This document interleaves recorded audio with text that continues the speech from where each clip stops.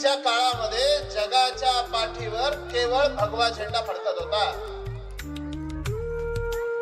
त्या सगळ्या गोष्टींची उजळणी जेव्हा आपण करायला लागतो तेव्हा लक्षात येतं की आजच्या काळामध्ये हिंदूला पुन्हा जागा करण्याची आवश्यकता का निर्माण होते.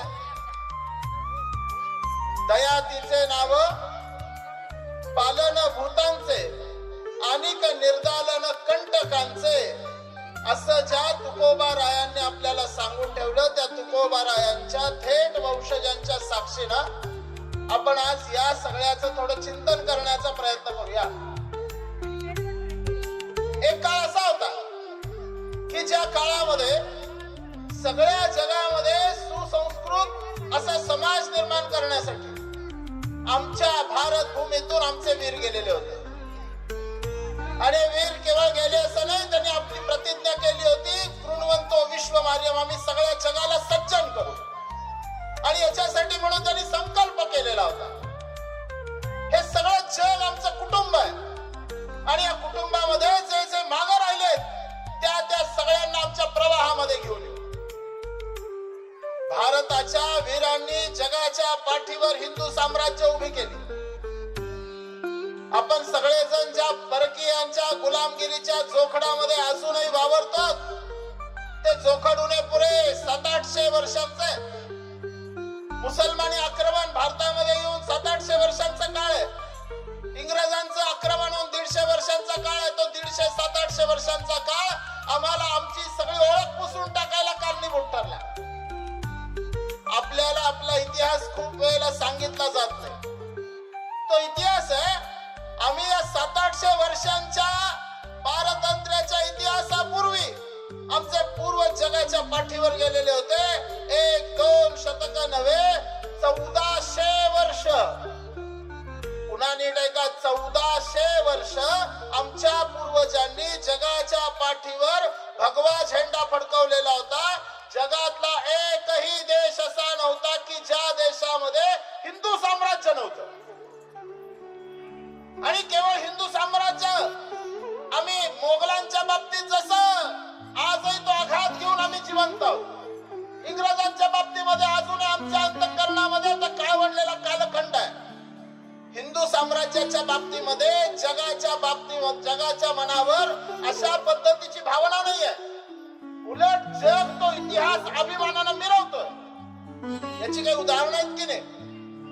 अजूनही आपण आसपासच्या सगळ्या देशांचं थोडं लगेच 2 मिनिटात सिंहावलोकन केल्यानंतर लक्षात येईल, हा आमच्या पूर्वजांनी अभिमानानं उभा केलेला इतिहास आहे. इंडोनेशिया सारखा जगातला सगळ्यात जास्त मुसलमान लोकसंख्या असलेला देश आहे. इंडोनेशियामध्ये आजही चलनी नोटांवर गणपतीचं चित्र छापलं जातं. तिथं त्यांचा इस्लाम अडवा येत नाही. इंडोनेशियामध्ये रामलीला होतात. इंडोनेशियाच्या सगळ्या सांस्कृतिक कार्यक्रमांची सुरुवात दीप प्रज्वलनानं होती.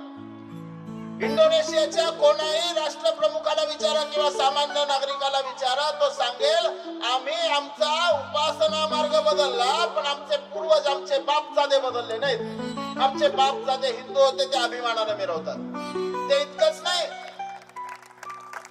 आजही त्यांच्या विमान कंपन्यांची नावं आमच्या श्रद्धांच्यावर आधारित आहेत. विष्णूचं वाहन आहे गरुड, त्यांच्या सरकारी विमान कंपनीचं नाव आहे गरुडा एअरवेज. जटायू एअरवेज. रामायण महाभारत पुराणाशी नाता सांगताना त्यांना आपला धर्म अडवा येत नाही, कारण आमच्या पूर्वजांनी त्यांना संस्कृती दिली होती, त्याची कृतज्ञता ते आजही बाळगतात. आजही जगाच्या व्यासपीठावर असे एक ना अनेक सगळे देश उभे आहेत. आमच्या देशाचे पंतप्रधान जेव्हा राम मंदिराच्या उद्घाटनाला, प्राणप्रतिष्ठेला जातात, तेव्हा इथल्या राज्यकर्त्यांना वाटायला लागतं आमचं सेक्युलरिझम आडवा आला. आम्हाला मंदिर आणि राज्य शासन हे वेगळं असं वाटायला लागतं. जगाच्या व्यासपीठावर एक देश असा आहे की जो देश अभिमानानं एका हिंदू मंदिराचं चित्र आपल्या राष्ट्रध्वजावर मिरवतो. तो देश हिंदू देश नाहीये. कंबोडिया आपल्या राष्ट्रध्वजावर अंकोरवट या हिंदू मंदिराचं, विष्णू मंदिराचं चित्र मिरवतो की जे जगातलं सगळ्यात मोठं हिंदू मंदिर आहे. किती मोठा आहे? त्याच्या आतल्या आवारात 250 फुटबॉलची मैदानं मावतात. इतकं मोठं मंदिर आहे. या सगळ्या इतिहासाची उजळणी आपण इथपर्यंत करायला गेलो तर आपण लांबपर्यंत त्या उजळणीला जातो. आता ज्या आमच्या देशाचं वाटोळ करायला एक आमची सूनबाई आली ना इटलीतनं, त्या सूनबाईनं तिच्या माहेरात जरा डोकावून बघायला हवं होतं. इटलीमध्ये आजही स्मशान स्थळांवर राम, लक्ष्मण, सीता यांच्या 4500 वर्षापूर्वीची चित्र सापडतात, आत्ताची नव्हे.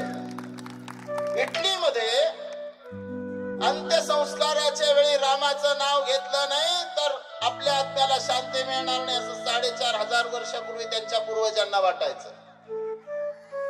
जगाच्या व्यासपीठावर आम्ही सगळीकडे गेलो. एका देशाचं सांगायला लागलो की 1.5-2 तास सहज जातील. आपले शेजारचे देश माहित आहेत. आज माणुसकीचं जगणं जगायला तडफडत असलेला अफगाणिस्तान. इथं खूप आवाज उठतो ना लोकांचा की आम्हाला संविधान मान्य नाही, आम्हाला शरिया कायदा हवा आहे. अशांना स्पेशल फुकट विमान करून तालिबान मध्ये पाठवायला पाहिजे, त्यांना आहेर करून पाठवायला पाहिजे. तिथं बुरखा इतका नखशिखांत घालायला लागतो, चुकून एखाद्या महिलेचं एक बोट जरी त्या बुरख्यातनं बाहेर आलं तरी तिथले पोलीस पकडतात आणि हात छाटतात. हे स्वातंत्र्य हवंय आम्हाला? या लव जिहादच्या बाबतीमध्ये काय घटना घडतायत वाचायचं असेल ना, सगळ्या भगिनींना मी विनंती करेन आणि बांधवांना विनंती करेन, आपल्या आईला आणि बहिणीला भारतातल्या स्टोरी सोडून द्या. केरळ स्टोरी आणि या सगळ्या याच्यावर आपला विश्वास पटत नाही खूप वेळेला.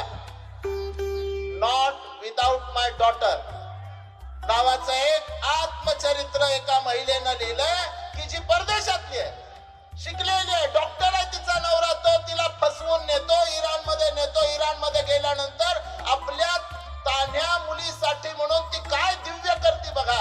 त्याच्यावर चित्रपट याला युट्यूबला सर्च करा, सहज बघायला मिळेल. लक्षात येईल लव जिहाद काय असतं. ते तुमची गरिबी बघत नाही, ते तुमचा अशिक्षितपणा बघत नाही. तुम्ही गरीब असा, अशिक्षित असा, सुशिक्षित असा, काही असा, तुम्हाला सगळ्या बाबतीमध्ये फसवलं जातं. आज तो अफगाणिस्तान आहे ना, तो अफगाणिस्तान स्वतःच्या जगण्यासाठी धडपडतोय. तिथं त्याच मध्ययुगीन काळातले सगळे कायदे लागू आहेत, ज्या कायद्यांसाठी आता इथं रस्त्यांवर मोर्चे निघतात. त्या अफगाणिस्तान मध्ये एक काळ असा होता की जिथं बुद्धाचा शांततेचा आवाज घुमत होता. 80 फूट मूर्त्या बामियांच्या त्या पहाडामध्ये पूर्वजांनी आमच्या बुद्धाच्या कोरलेल्या होत्या.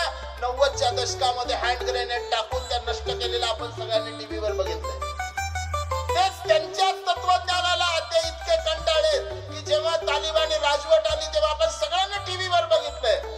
ते त्या विमानात बसायला जागा नाही म्हटलं तर विमानाच्या पंखांना लटकून त्या देशातनं बाहेर पडायला बघत होते. त्यांच्याच या धर्मशास्त्रावर विश्वास किती आहे लक्षात येतं. आम्ही जगाच्या सगळ्या व्यासपीठावर गेलो पण आम्ही कुठल्याही देशाला नागवलं नाही, लुबाडलं नाही, लुटलं नाही. तर आम्ही अभिमानानं त्यांची संस्कृती इतकी विकसित केली की त्या सगळ्यांनी इतिहासामध्ये आपल्याविषयी कृतज्ञता व्यक्त केली. इस्रायल देश आहे. इस्रायल जेव्हा पुन्हा महायुद्धानंतर स्थापन झाला तेव्हा इस्रायलच्या संसदेनं पहिला ठराव केला. तो ठराव होता भारताविषयीची कृतज्ञता व्यक्त करण्याचा ठराव होता. 1800 वर्ष आपल्या भूमीपासून परागंदा असलेला ज्यू समाज जगाच्या सगळ्या देशांमध्ये विखुरलेला होता. केवळ भारतामध्ये त्यांना सन्मानाची वागणूक मिळालेली होती. बाकीच्या ठिकाणी ते केवळ जगण्यासाठी धडपडत होते. हा सगळा इतिहास आहे. जगाला मार्ग दाखवणारी भारत माता आम्ही नुसती म्हणतो ना, जगद्गुरु भारत माता, विश्ववंदनीय भारत माता, हे केवळ म्हणण्याचे घोषणा देण्याचे भाग नव्हते. आम्ही एक काळ असा होता की ज्या काळामध्ये हे आमच्या भूमीनं प्रत्यक्ष करून दाखवलेलं होतं. चीनचं बीजिंग शहर माहित आहे ना, त्या बीजिंग शहराची रचना कुणी केली? बीजिंगच्या राजानं आमच्या इथल्या पाटण्याच्या तिथल्या संस्थानिकाला पत्र लिहिलं आणि तुमचा आर्किटेक्ट पाठवा म्हणून सांगितलं. 17 वर्षाचं कोवळं पोरग आर्किटेक्ट म्हणून आपल्या 70 सवंगड्यांसोबत गेलं. त्याचं नाव होतं बाहुबली, बलबाहू. तो बलबाहू गेला आणि त्याला बीजिंगची रचना आरेखन करून दिलं.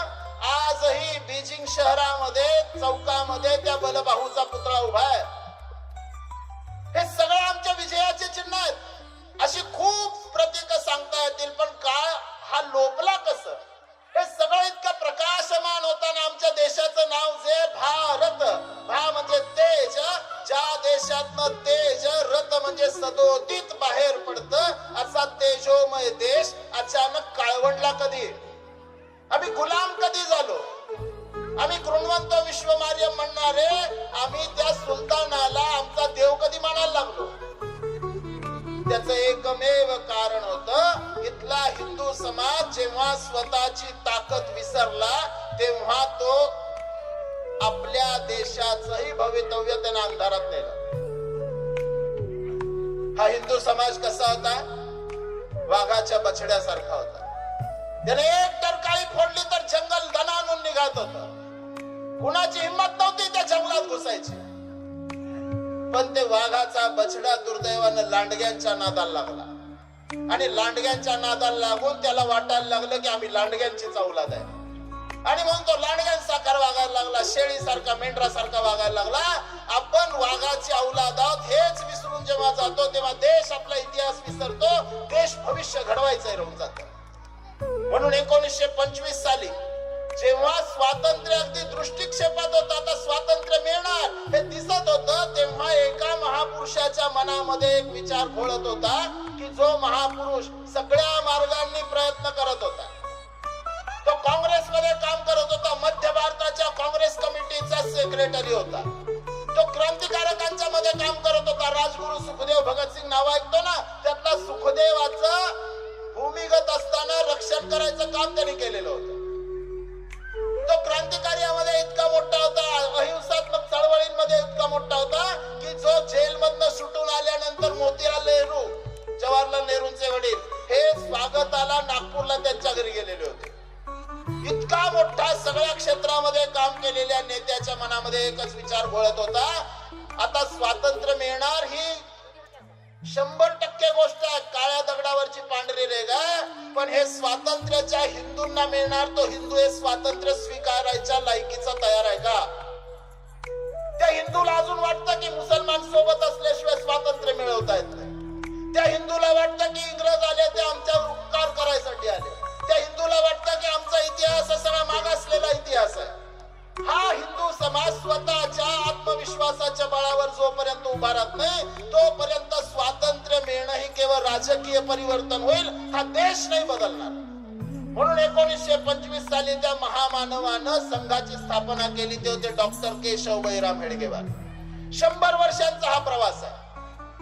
हा 100 वर्षांचा प्रवास एका शाखेपासून आज लक्षावधी शाखांपर्यंतचा. समाज जीवनातले एक क्षेत्र असं नाही की ज्या क्षेत्रामध्ये संघाच्या विचारांची संस्था अग्रस्थानी नाही.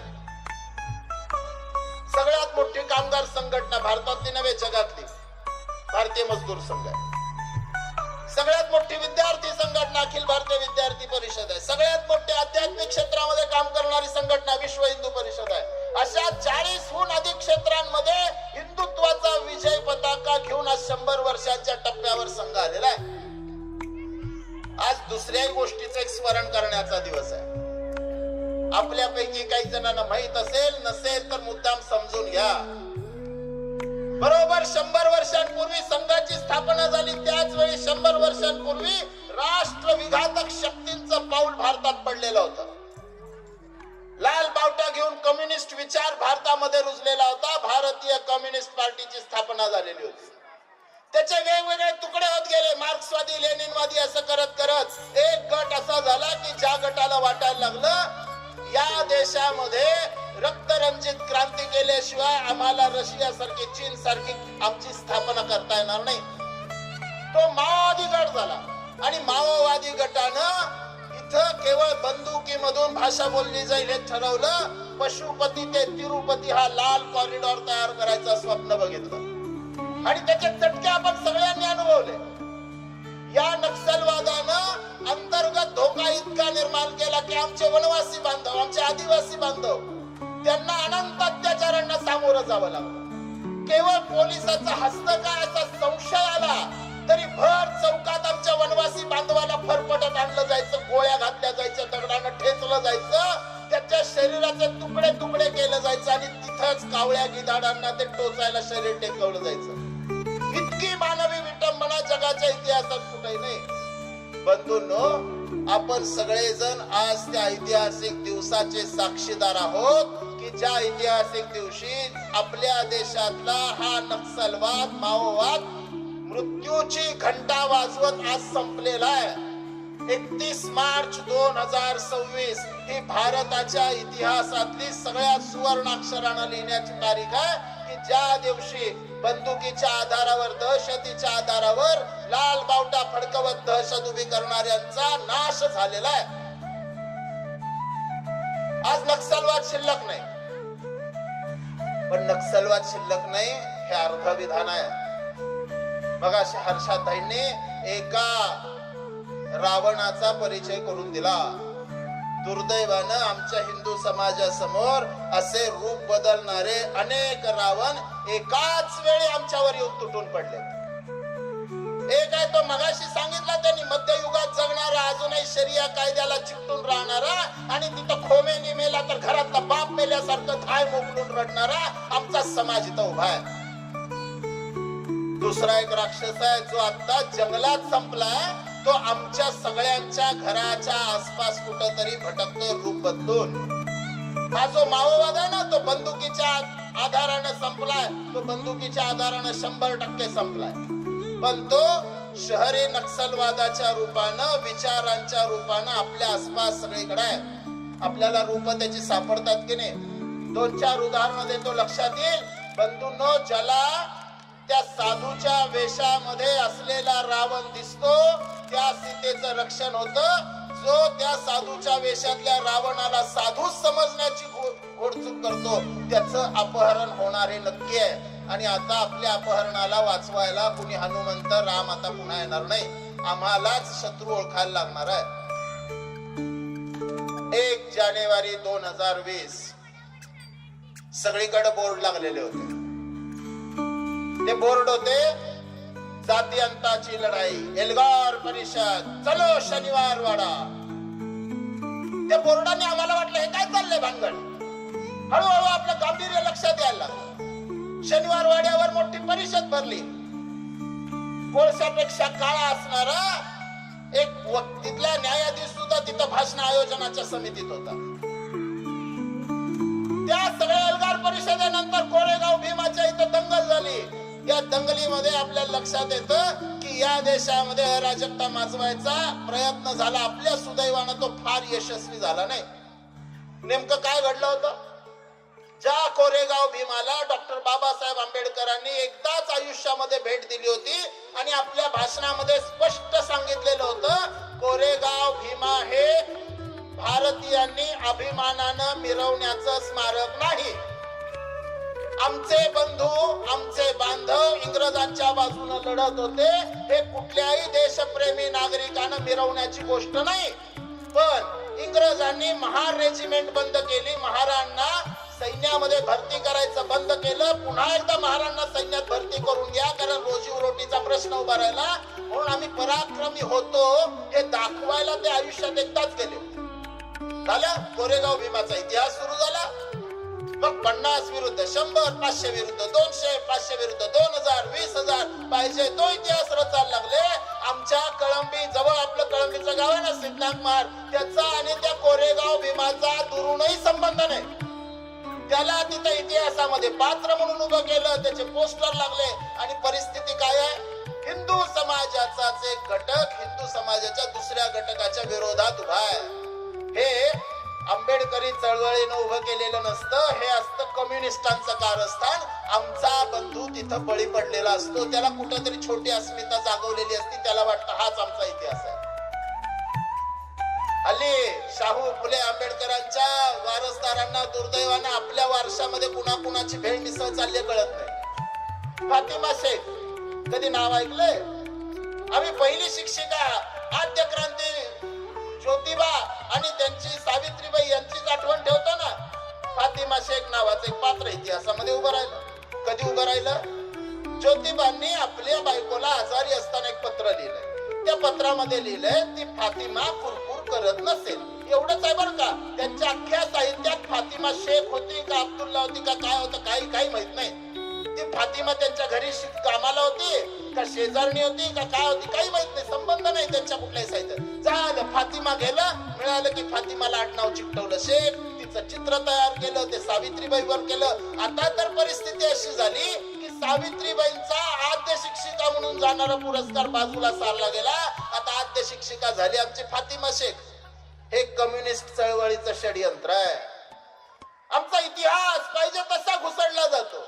राम आमचे सगळे पूर्व दाखले सुप्रीम कोर्टाने जे दाखले मान्य केले, या सगळ्या रोमिला थापर नावाच्या सगळ्या पिल्लावळीनं इतिहासाची भेळ मिसळ करत असताना इतिहास इतका विकृत करून ठेवला की आमच्याही लोकांना वाटायला लागलं बहुतेक राम होता की नव्हता कोणास ठाऊक. आमच्या लोकांना वाटायला लागलं हा टिपू सुलतान खरंच ग्रेट होता, तो इंग्रजांच्या विरोधात लढला, स्वातंत्र्य सैनिक होता.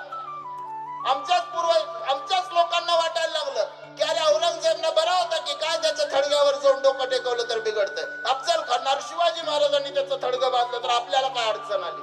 आमच्या स्वाभिमानाचे विषय आमचे इतके लटपटायला लागले आणि ते सांगायला लागले अरे शिवाजी महाराज तुमचाच नव्हे आमचा होता. शिवाजी महाराजांच्या सैन्यामध्ये हे हिंदू कुठले होते, मुसलमान सगळे होते. त्यांचे अंगरक्षक होते ना, त्याच्यातले 7, 8, 10, 15 सगळे आमचेच होते. अरे मग त्या शिवाजी महाराजांचा इतका सगळा आपल्याला आदर आहे ना, तर औरंगाबादचं नाव छत्रपती संभाजीनगर होताना तुमच्या बुडाला का लागली होती? त्या अजूनही आपल्या पत्रावर छत्रपती संभाजीनगर लिहित नाहीत. तिथल्या महापुराने ठणकावून सांगितलं, त्यांनी राज्य शासनाचे आभार मानणारा ठराव केला. तो ठराव सुरू असताना ही सगळी पळपुटी गँग मागच्या दाराने निघून गेली. त्या महापौरानं ठणकावून सांगितलं तुम्हाला जर कुठल्या पद्धतीचा निधी पाहिजे असेल, विकास कामं पाहिजे असतील, तुमच्या पत्रावर छत्रपती संभाजीनगर असं पत्र असेल तरच यायचं, औरंगाबाद इथं कुठं नाहीये म्हणून सांगितलं. आम्हाला आमचा इतिहास पुसला जातो आणि किती पुसला जातो माहितीये? ज्या नाशिकचं नाव त्या शूर्पणखेचं नाक कापल्यामुळं नाक कापल्यामुळं नाशिक नाव पडलं. तिथल्या आदिवासींना सांगितलं जातं की ती शूर्पणखा आपली देवता होती, रावण आपला राजा होता. आणि इतकं भडकवलं जातं की तो समाज रावणाला देव मानायला लागतो, रामाला शत्रू मानायला लागतो. आपल्याला हे सगळं ऐकलं की हसू येतं. याच्या पुढचं सांगितलं की भीषण वाटेल. आपण इथं चौकामध्ये मैदानावर रावणाचे पुतळे जाळतो, मोठमोठ्यानं घोषणा करतो. नाशिकच्या काही भागामध्ये रावणाचे पुतळे जाळून बघा, अट्रॉसिटी दाखल होते. आता शूर्पणखेची मंदिरं उभी राहिली. आपल्या लक्षातच येत नाही. हे सगळे माओवादी इतिहासात भेळ मिसळ करतात, ते इतिहासाची टिंगलटवाळी करतात, ते आणि गुडखे पांघरून येतात, पर्यावरणवादी म्हणून आमच्या समोर येतात. नाशिकच्या कुंभमेळ्याच्या ठिकाणी झाड कापायचा विषय झाला, आलेच हे सगळे, हे आले पर्यावरणवादी म्हणून बोर्ड आले. ठीक आहे, आम्ही त्या झाडांच्या बाबतीत त्यांचं आपल्या समाजानं समर्थन केलं, पण लक्षातच आलं नाही त्यातलाच एक कोजीराव उभा राहतो आणि म्हणतो या नाशिकच्या कुंभमेळ्याला जी कोट्यावधीची रक्कम यायची, अनुदान यायचंय, ते गांजा फुकणाऱ्या या साधूंसाठी यायचे. अरे आमचे साधू गांजा फुकणारे होते? ज्यांनी या देशाच्या चिंतनाची धर्माची पताका जगभर फडकवली, त्या आमच्या साधू संतांना ज्यांच्या समोर जग नतमस्तक होतं, त्यांना तुम्ही काय म्हणतात? हे सगळे तुकाराम महाराजांचे वंशज आहेत. ते वारीमध्ये घुसतायत तुकाराम महाराजांच्या वंशजांनी, आपल्या सगळ्यांना माहित आहे. तुकाराम महाराजांचा एक अभंग आहे, अल्ला खावे अल्ला खिलावे. हे झालं सगळे येतात, अल्ला खावे अल्ला खिलावे म्हणजे तुकाराम महाराजांनी अल्लाची स्तुती केली.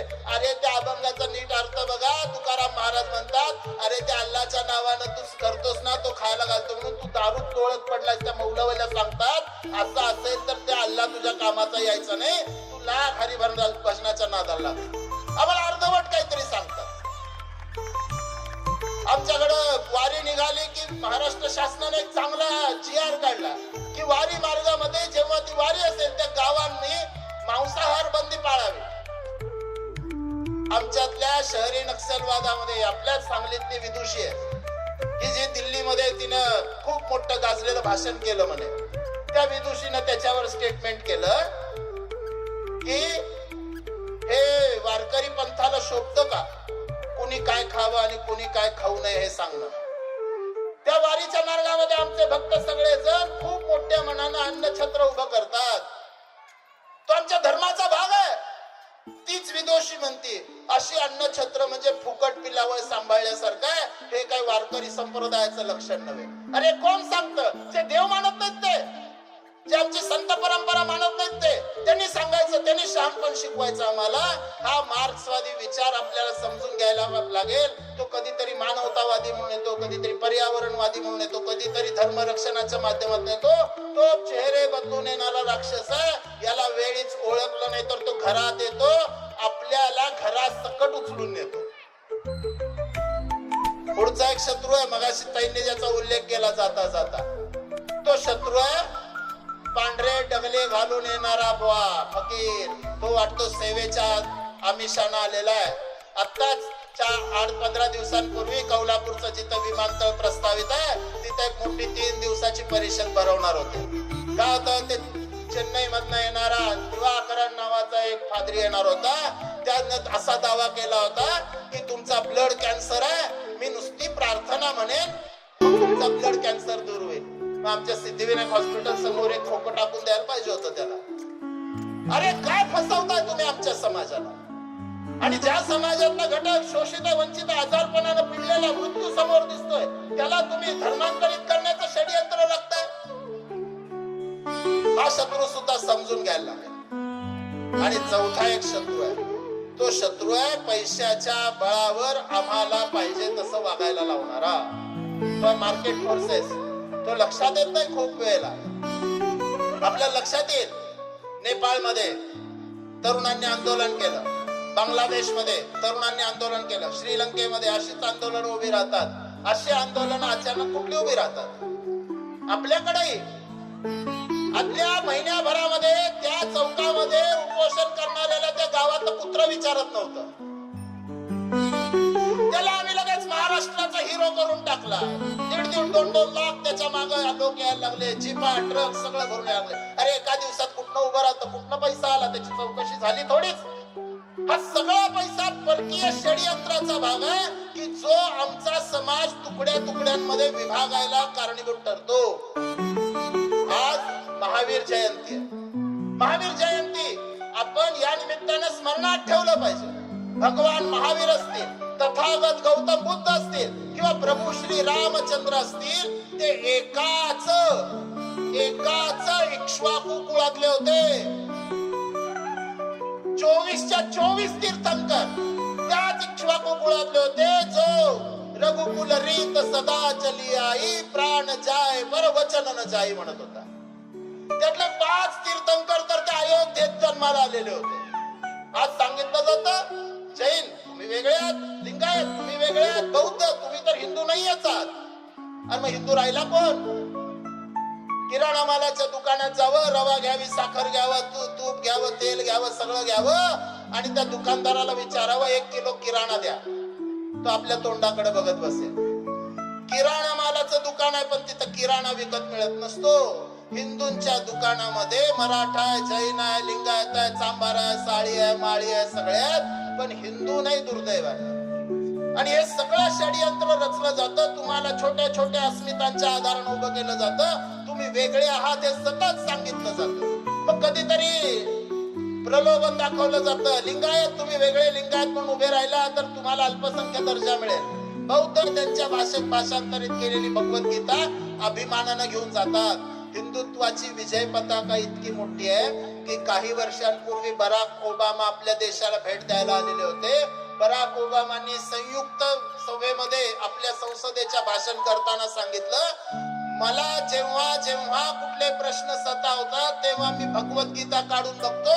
त्या भगवद्गीतेच्या मार्गदर्शनानं माझ्या सगळ्या शंका मिटतात. ही हिंदुत्वाची विजय पताका एका टप्प्यावर आलेली. हा 100 वर्षांच्या संघाच्या प्रवासाचा आणि समाजाच्या पुरुषार्थाचा पराक्रम आहे. आता आपण त्या टप्प्यावर आलेलो आहोत की ज्या टप्प्यावर आपल्याला आता देशामध्ये उगवणारी पहाट दिसते. लख उजेड आपल्याला आता दिसायचा अवकाश आहे. हिंदू समाज जागा व्हायची आवश्यकता आहे. काय केलं पाहिजे? हिंदूंनी हिंदूंसारखं जगायला सुरुवात केली पाहिजे, एवढंच आहे. म्हणजे काय? आपल्या घरातले लग्न कार्यक्रम आहेत. लग्न कुठल्या इंग्रजाचं आहे का? नाही ना. कोणी इंग्रज यायचं आहे का आपल्या घरी लग्नाला? नाही ना. मग कपडे काय इंग्रजासारखे घालायचे? अरे माझ्या परंपरेचे धोती सुरुवार कुर्ते पगडी असे वेश आम्हाला नाही देत. नशिबा आमच्या माता भगिनींनी या सगळ्या कोलाहलात साडी सोडली नाही अजून. ती शालू घेईल 10,000चा नाही 50,000चा घेईल पण साडी नेसेल. आमच्या या सगळ्या बांधवांनी आमची परंपरा सोडली, संस्कृती सोडली, सगळं सोडलं. इंग्रज आळलेले कपडे सुद्धा आम्ही घालायला लागलो. का? कारण सूट घातल्याशिवाय लगीन केलं असं लोकांना वाटणार. झालं की नाही? आमचा वाढदिवस कसा साजरा करतो? हल्ली तर आधी घरात केक आणायचे. आता आमची तरुण मुलं लय भारी. ती काय करतात? केक आणतात, चौकात जातात, गाडीवर ठेवतात, तलवार आणतात, तलवारीनं कापतात. अरे शिवाजी महाराजांनी तलवार अशासाठी नाही वापरली, कोथळा काढायसाठी ते वाघनख वापरली, तलवार वापरली. आम्ही पराक्रम विसरून बसलो. आम्ही हिंदू म्हणून जगायला सुरुवात करता येईल का? आमच्यामध्ये शिरलेले सगळे दोष आम्हाला दूर करायला लागतील. आम्ही अभिमानाने आमचं नैवेद्य घेऊन जाऊ, मलिदा घेऊन जायचं नाही. आता अभिमानानं चादर चढवायला जायचे नाही, धूप आरतीसाठी जायचं. अभिमानानं आम्ही तिथं डोकं टेकू की ज्या सगळ्या साधू संतांनी आमच्या रक्षणासाठी रक्त सांडलं. हिंदू म्हणून जगायचे असतील तर 5 सूत्र आपल्याला सांगतो. त्या 5 सूत्रांचा विचार आपल्या जीवनामध्ये करूया. सगळ्यात पहिलं आहे, आम्ही कोण आहोत याची ओळख करून घेऊया. एकच उदाहरण सांगतो आपल्याला लक्षात येईल. कुठल्याही विद्यापीठाच्या कॉन्व्होकेशन समारंभाचे फोटो आपण सगळ्यांनी बघितले असतील. तो काळा डगला घालायचा आणि एक अशी पुठ्ठ्याची टोपी घ्यायची. ते झालं कॉन्व्होकेशन झालं की ती मुलं ती टोपी घ्यायची, आकाशात भिरकवायची आणि आकाशात उडत असतानाचे फोटो काढून घ्यायचे. पुणे विद्यापीठानं काही महिन्यांपूर्वी, काही वर्षांपूर्वी आपला नियम बदलला आणि त्यांनी सांगितलं आपली संस्कृती त्यातनं दिसली पाहिजे. उपरणं घातलं, पुणेरी पगडी घेतली आणि त्या पद्धतीनं सगळे पदवीदान समारंभ सुरू झाला. आपल्या संस्कृतीचा केवळ स्पर्श झाला तर पाय जमिनीवरच राहिले. लोकांनी पगड्या वर फेकून वर हवेत उड्या नाही घेतल्या. त्याचा स्पर्शाचा हा परिणाम आहे की आपले पाय जमिनीवर राहतात आणि आमच्या डोक्यावर नेमकं काय आहे कळतं. आमच्या सगळ्या जीवनामध्ये स्वदेशी, स्वभाषा, स्वभूषा, स्वधर्म, स्वतंत्र येईल का? हे जेव्हा येईल तेव्हा आम्ही हिंदू म्हणून जगत आहोत. दुसरी गोष्ट आहे, आम्ही हे सगळं आमच्यापासून सुरुवात केली पाहिजे. मी माझं कुटुंब हिंदू कुटुंब म्हणून जगलं पाहिजे, अभिमानानं जगलं पाहिजे. त्याच्यासाठी कुटुंब प्रबोधन करायची आवश्यकता आपल्या सगळ्यांच्या घरापासून सुरुवात करू. जेवताना टीव्ही बघायला नको. जेवताना आपण आपल्या घरात गप्पा मारत जेवू. घरातल्या सगळ्या थोरा मोठ्यांची काळजी घेत आपण दिवस घालवू. आम्ही आमच्या संस्कृतीची, सण परंपरांची ओळख आमच्या पिढीला करून देऊ. आम्हाला आमचं कुटुंब प्रबोधन करायची आवश्यकता. आमचे सण, उत्सव, परंपरा पर्यावरण पूरक असायचे. एकही सण उत्सव असा नाही की जो आमची पर्यावरणाची हानी करणारा होता. पण दुर्दैवानं आम्ही आता सगळे सण उत्सव असे साजरे करायला लागलो की एकतर आम्हाला डोळे मिटून घ्यावे वाटतात, नाही तर कानावर हात ठेवावे वाटतात. आम्ही सगळे पर्यावरणाची हानी करायला लागलो. नदीचं सगळ्यात जास्त प्रदूषण कधी होतं? नवरात्र झाली, गणपती झाली की नदीत सगळा कचरा जमा होतो. अरे ज्या नदीला आम्ही माता मांडलं तिच्या ओट्यामध्ये आम्ही कचरा कधी टाकायला लागलो? आम्हाला बदलायला लागेल आमच्या सवयी. तिसरी गोष्ट ही सांगितली की पर्यावरण पूरक जगायला लागेल. चौथी गोष्ट आम्हाला करायला लागेल की आम्हाला चांगले नागरिक म्हणून जगायला शिकायला लागेल. किती चांगले नागरिक? आपण गड किल्ल्यांच्याकडे जातो, आमच्या पराक्रमाचा इतिहास मुलांना सांगतो आणि आमचं पोरग तिथलंच एक विटकुरं घेतं, चुन्याचा दगड घेतो आणि आपलं नाव कोरायला लागतं. आम्ही अभिमानानं त्याच्याकडे बघतो आणि त्याच्याबरोबर सेल्फी काढायला लागतो. अरे ती आमची राष्ट्रीय प्रतीक आहे, त्याच्यासाठी रक्त सांडलं आमच्या पूर्वजांनी. आम्हाला सामान्य नागरिक म्हणून चांगल्या सवयी लावून घ्यायला लागतील. त्या चांगल्या सवयी रस्त्यावर असेल, घरात असेल, जिथं काम करतो तिथं असेल.